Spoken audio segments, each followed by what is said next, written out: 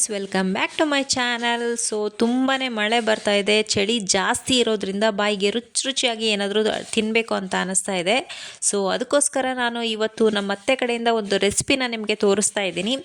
So ನಮ್ಮ ಅತ್ತೆ ಉತ್ತರ ಕರ್ನಾಟಕ ಶೈಲಿಯ ಆಲ್ಮೋಸ್ಟ್ ಅಲ್ಲಿ ಎಲ್ಲ ರೆಸಿಪಿಗಳನ್ನು ಸೂಪರಾಗಿ ಮಾಡ್ತಾರೆ.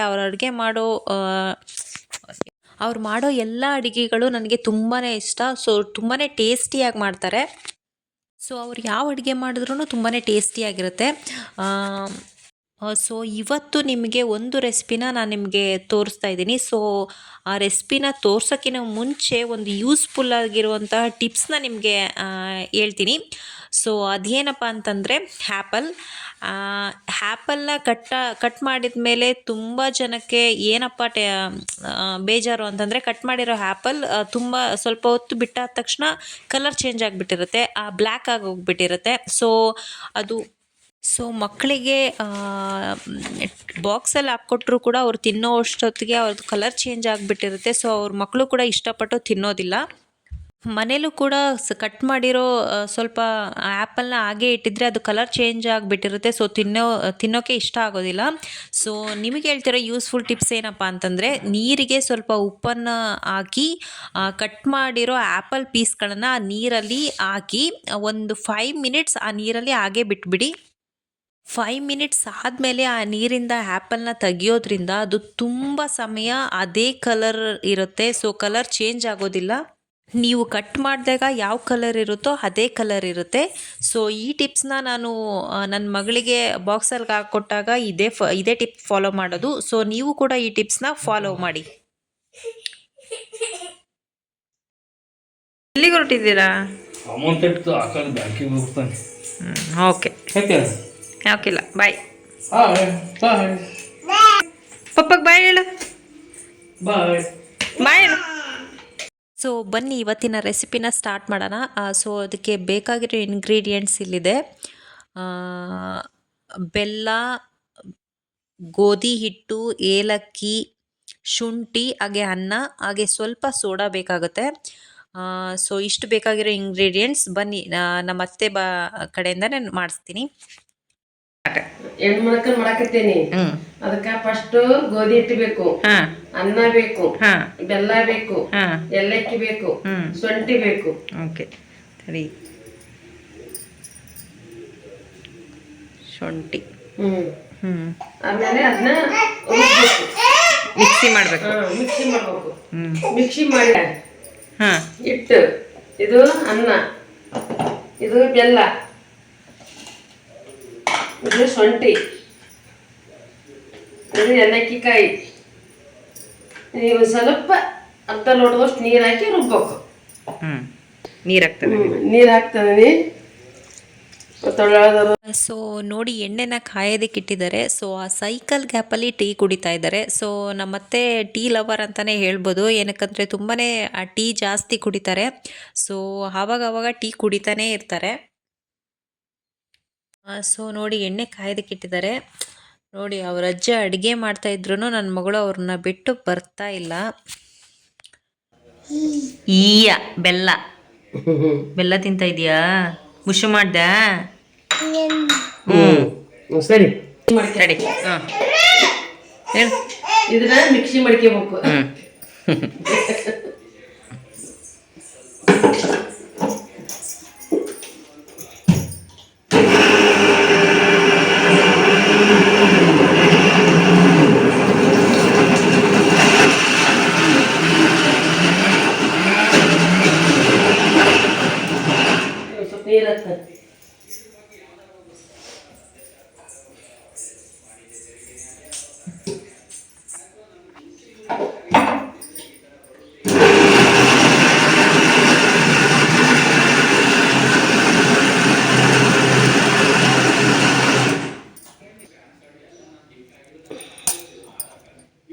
ಶುಂಠಿ ಸಣ್ಣಗೆ ಚಬೇಕಾಗಿತ್ತು.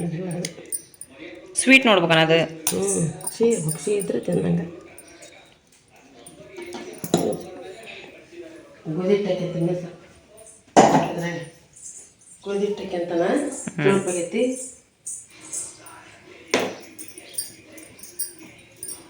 ಅದಕ್ಕೆ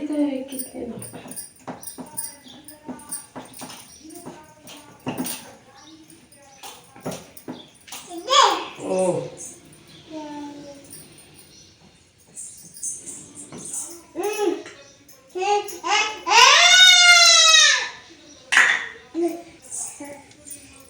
ಇನ್ನೊಂದು ಸ್ವಲ್ಪ ಬೆಲ್ಲ. ಸರಿ.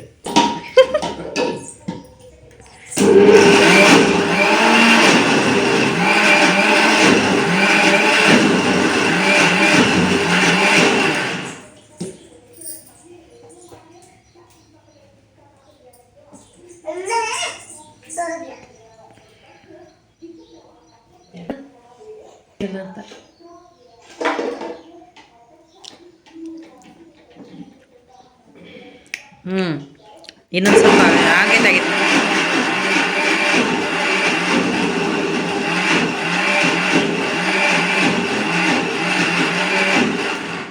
ಮಾಡ್ಬೇಕು, ಇದನ್ನ ಎಣ್ಣೆ ಬಿಡ್ಬೇಕು.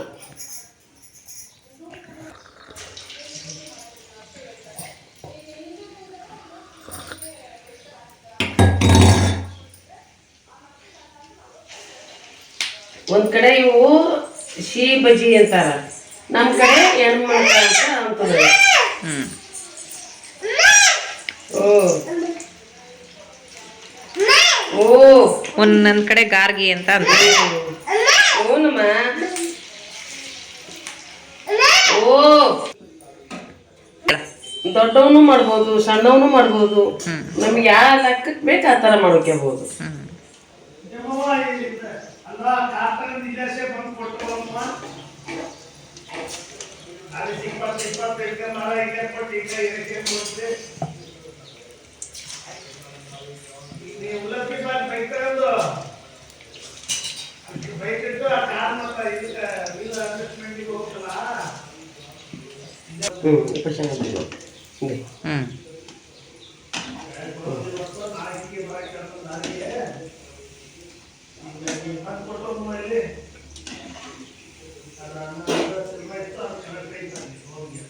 ಈಗ ನೋಡಿದ್ರೆ ಏನ್ ಮಾಡ್ತಾರ, ಬಜ್ಜಿ ಏನ ಅಂತ ಅನಿಸ್ಬೋದು, ಇವು ಬಜ್ಜಿ ಟೈಪ್ ಅಂತ ತಿಂದಾಗ ಅವಾಗ ಸಿಹಿ ಅಂಶ ಇರ್ತಲ್ಲ, ಕಡೆ ಎಣ್ಮಣ್ಕ ಅಂತ ಅಂತದ.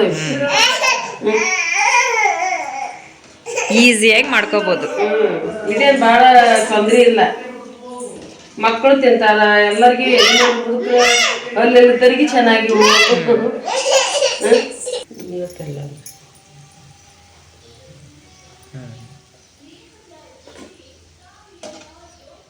ಓನಮ್ಮ ಆಕೆ ಎಷ್ಟು ರುಚಿ ಐತಿ ಬಿಡೈತಿ.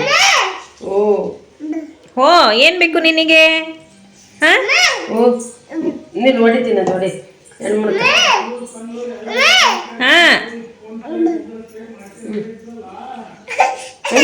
ಸೊಡಪ್ರಿ.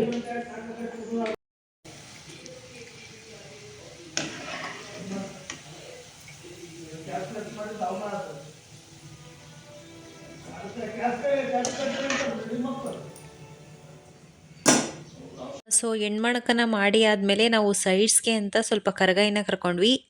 ಸೊ ತುಂಬ ಬೇರೆ ಬೇರೆ ಥರ ಕರ್ಗಾಯಿನ ಮಾಡ್ತಾರೆ. ಸೊ ಬೇಕಿದ್ರೆ ನಮ್ಮ ಅತ್ತೆ ಹೇಗೆ ಮಾಡ್ತಾರೆ ಅಂತ ಅದನ್ನು ಒಂದು ವಿಡಿಯೋ ಮಾಡ್ತೀನಿ. ಸೊ ಉದ್ದಿನಪ್ಪಳ ಬಿಡ್ತಾವ ನೋಡು, ಉದ್ದಿನಪ್ಪಳ ಕರಿತೇನೆ.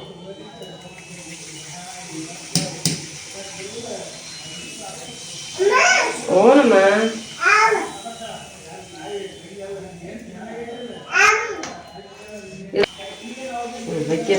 ಬಿಡ.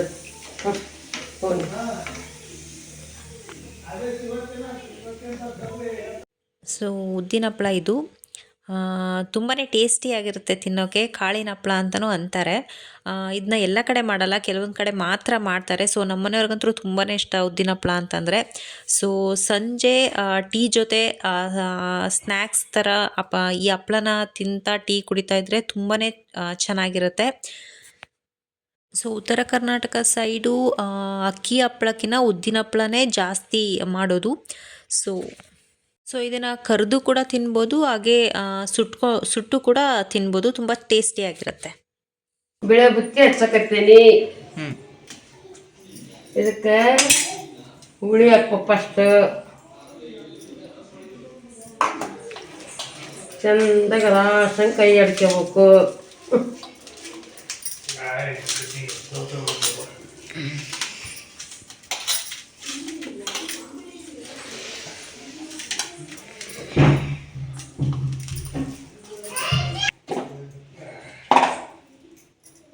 ಸಮಾನ ಶುಂಠಿ, ಮೆಣಸಿನ್ಕಾಳು, ಸಾಸಿವೆಕಾಳು, ಬೆಳ್ಳುಳ್ಳಿ, ಏಲಕ್ಕಿ ಎಲ್ಲ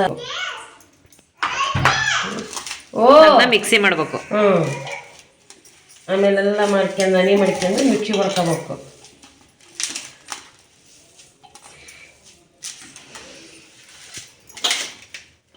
ಆಮೇಲೆ ಎಣ್ಣೆ, ಬೆಳ್ಳುಳ್ಳಿ, ಕರಿಬೇವು, ಒಣಮೆಣ್ಸಿನ್ಕಾಯಿ ಹಾಕಿ ಒಗ್ಗರಣೆ ಮಾಡ್ಕೋಬೇಕು ಬುತ್ತಿಗೆ.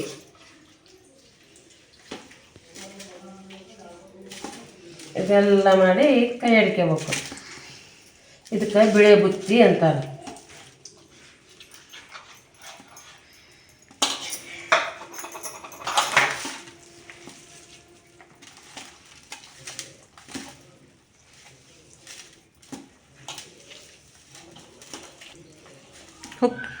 ಉಪ್ಪು ಹಾಕಿದ್ದೇನೆ. ಉಪ್ಪು, ಹುಳಿ, ಮಸಾಲೆ.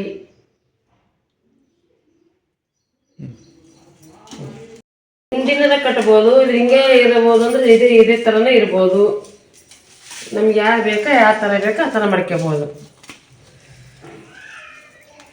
ಉದ್ರ ಬದ್ರ ಇದು ಉಂಡೆ ಕಟ್ಬೋದು. ಬೇಕಾದ್ರೆ ಮಕ್ಕಳು ಮರಿ ಕೈಯಾಗ ಕೊಡಕ್ಕೆ ಅಂದ್ರೆ ಉಂಡೆ ಕೊಡ್ಬೇಕು ಕಟ್ಟಿ.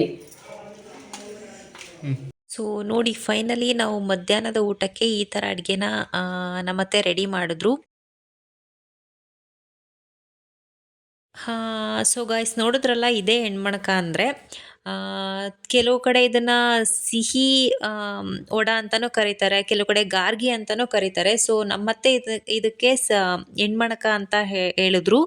ಸೊ ತುಂಬಾ ಟೇಸ್ಟಿಯಾಗಿರುತ್ತೆ, ಹಾಗೆ ತುಂಬ ಈಸಿಯಾಗಿ ಕೂಡ ಮಾಡ್ಕೋಬೋದು. ಕಡಿಮೆ ಟೈಮಲ್ಲಿ, ಕಡಿಮೆ ಇಂಗ್ರೀಡಿಯೆಂಟ್ಸಲ್ಲಿ ತುಂಬ ಟೇಸ್ಟಿಯಾಗಿ ಕೂಡ ಮಾಡ್ಕೋಬೋದು. ಮಕ್ಕಳು ಕೂಡ ಇಷ್ಟಪಟ್ಟು ತಿಂತಾರೆ. ಅಡುಗೆ ಬರದೇ ಇರೋರು ಕೂಡ, ಹಾಗೆ ಬ್ಯಾಚುಲರ್ಸ್ ಕೂಡ ಆರಾಮಾಗಿ ಮಾಡ್ಕೋಬೋದು. ಸೊ ನೋಡಿದ್ರಲ್ಲ ಫ್ರೆಂಡ್ಸ್, ಈ ರೆಸಿಪಿ ನಿಮಗೂ ಇಷ್ಟ ಆಗಿದ್ರೆ ನೀವು ಕೂಡ ಒಂದ್ಸಲ ಟ್ರೈ ಮಾಡಿ. ತುಂಬಾ ಟೇಸ್ಟಿ ಆಗಿರುತ್ತೆ ಅಂತ ಹೇಳ್ತಾ, ಸೊ ನಾನು ನಿಮಗೆ ಕೊಡ್ತಾ ಇರೋ ಇವತ್ತಿನ ಬ್ಯೂಟಿ ಟಿಪ್ಸ್ ಏನಪ್ಪ ಅಂದರೆ, ತುಂಬ ಜನಕ್ಕೆ ಬ್ಲ್ಯಾಕ್ ಹೆಡ್ಸ್ ಪ್ರಾಬ್ಲಮ್ ಇರುತ್ತೆ. ಅದು ಎಷ್ಟು ಟ್ರೈ ಮಾಡಿದ್ರೂ ಹೋಗ್ತಾ ಇರಲ್ಲ. ಸೊ ಅಂಥವರು ಒಂದು ಟೊಮ್ಯಾಟೋನ ತಗೊಂಡು ಅದನ್ನು ಕಟ್ ಮಾಡಿ ಅದರಲ್ಲಿ ಒಂದು ಸ್ಲೈಸ್ನ ತೊಗೊಂಡು ಅದ್ರ ತುಂಬ ಸ್ವಲ್ಪ ಶುಗರ್ನ ಹಾಕಿ, ಸಕ್ಕರೆನ ಹಾಕಿ, ಸೊ ಒಂದು 5 ಮಿನಿಟ್ಸ್ ಫೇಸ್ ಫುಲ್ ಸ್ಕ್ರಬ್ ಮಾಡಿ, ನಿಧಾನಕ್ಕೆ ಸ್ಕ್ರಬ್ ಮಾಡ್ತಾ ಹೋಗಿ. ಒಂದು 5 ಮಿನಿಟ್ಸ್ ಸ್ಕ್ರಬ್ ಮಾಡೋದ್ರಿಂದ ಮುಖದಲ್ಲಿರೋ ಬ್ಲ್ಯಾಕ್ ಹೆಡ್ಸ್ ಪ್ರಾಬ್ಲಮ್ ರಿಮೂವ್ ಆಗುತ್ತೆ. ಸೊ ಇದನ್ನು ವೀಕ್ಲಿ 2 ಟೈಮ್ಸ್ ಮಾಡಿದ್ರು ಸಾಕು, ತುಂಬ ಒಳ್ಳೆ ರಿಸಲ್ಟ್ ಬರುತ್ತೆ. ಸೊ ನೀವು ಕೂಡ ಟ್ರೈ ಮಾಡಿ ಅಂತ ಹೇಳ್ತಾ, ಬ್ರೈಟ್ನೆಸ್ ಆಗುತ್ತೆ, ಹಾಗೆ ಸ್ಕಿನ್ ಟ್ಯಾನ್ ಆಗಿರೋರು ಕೂಡ ಟ್ಯಾನ್ ರಿಮೂವ್ ಆಗುತ್ತೆ. ಓಕೆ ಫ್ರೆಂಡ್ಸ್, ಇವತ್ತಿನ ಟಿಪ್ಸ್ ನಿಮಗೂ ಕೂಡ ಯೂಸ್ಫುಲ್ ಆಗುತ್ತೆ ಅಂತ ಹೇಳ್ತಾ ಇವತ್ತಿನ ವ್ಲಾಗ್ನ ಮುಗಿಸ್ತಾ ಇದ್ದೀನಿ. ಟೇಕ್ ಕೇರ್, ಬಾಯ್ ಬಾಯ್.